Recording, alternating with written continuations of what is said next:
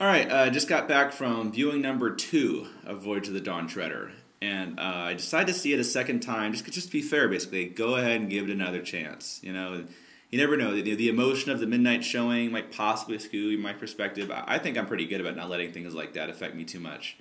But I was like, let's go ahead and give it another shot, especially since I'm so emotionally connected to this book. Let's try to view it as a film, which I try to do the first time anyway. Just view it as a film, and then after it's over, start comparing it to the book. You know, I always try not to do that during the movie. But seeing it the second time, it was easier, I think, to just view it as a film. And I think it's, I've been saying, after the first viewing, I said it's a bad film and a worse adaptation. I would say it's a kind of okay film, I guess.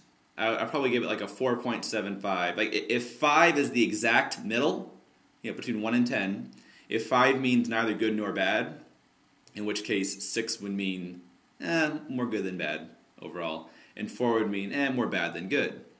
I'll give it a 4.75. It's not quite in the middle there, just because there are so many things in this movie that I just hate in movies in general.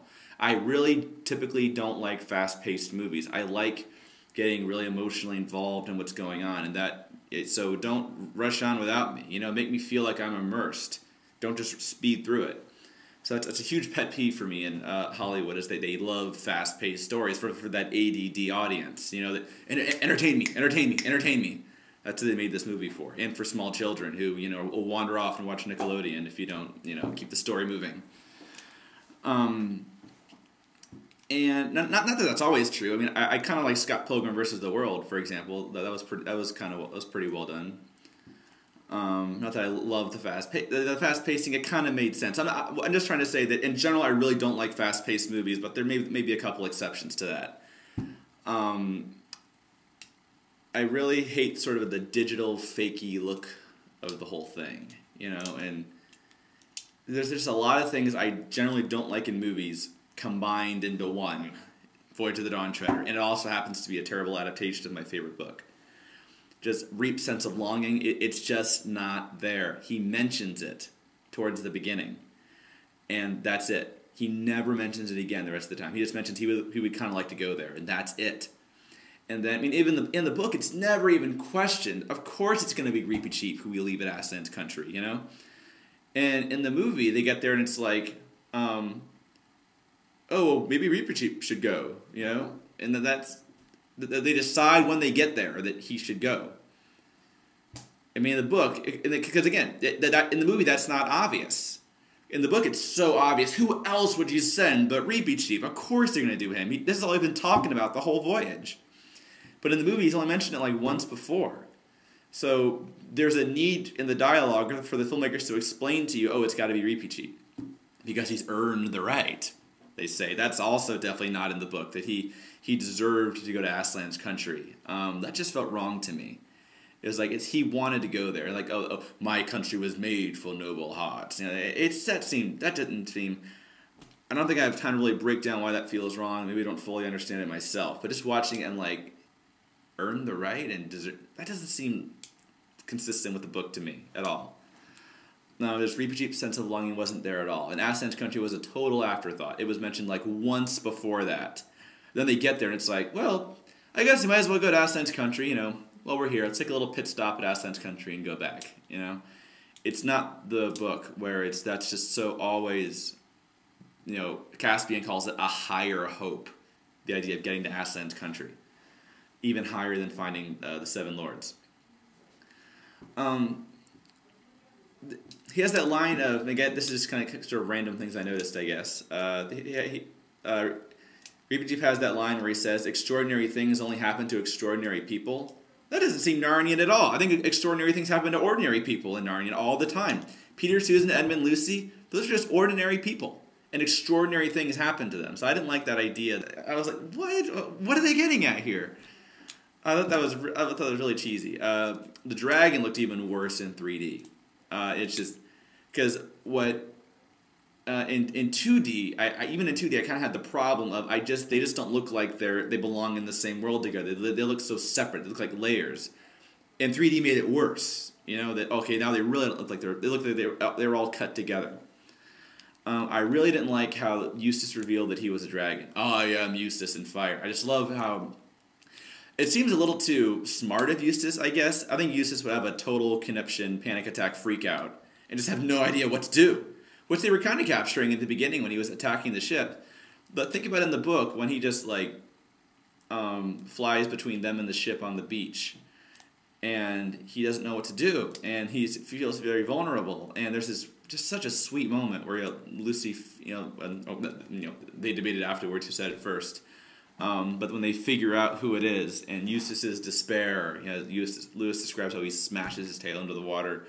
That's so much more personal and intimate. Of course, I have to find this big, epic, I carry Edmund around and, show off our cool visual effects, and I am Eustace written in fire. It didn't seem very in character for Eustace, and it wasn't nearly as intimate or interesting, I thought, as the book. And then I would be interested to know, by the way, if the reason that first off, that's another thing. In the book, Eustace is turned into a dragon because of evil dragonish thoughts in his heart. It's a very character-driven transformation. In the movie, it's because, all dragons' treasures enchanted, so it's not character-driven at all. Also, and I haven't thought this through yet, but my thought now is that, wait a second, if everyone knows that dragons' treasures enchanted, you should stay away from it or whatever, then why do Caspian and Edmund examine it? Wouldn't they stay away from it because it's enchanted? And why don't Caspian and Edmund turn into dragons? I didn't get that. Anyway, I'll think that through. Maybe I'll think of an answer. Right now, I was like, huh? Another thing is when they get to the Duffelpot Island, the Island of the Voices, they're, well, it looks uninhabited, but come on, how can you tell that? And then Caspian says, we're going to spend the night on the shore, then in the morning explore it. I was like, what? Why wouldn't you spend the night on the ship, genius, and then in the morning go ashore? What do you gain by sleeping on the shore? Let's examine this. The only difference is that you run the risk of being, the island actually being inhabited or having wild beasts or something, like Caspian says in the book. See, in the book, Caspian's smart. He says, let's not, I think this is a different island actually in the book, but Caspian says, let's not go ashore until morning, because there might be wild beasts or whatever.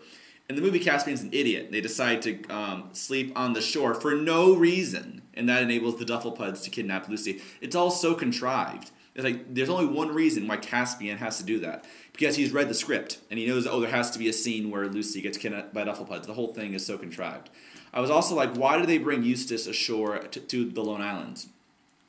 Now, keep in mind, the entire crew doesn't go ashore to the Lone Islands. Just a handful of them do.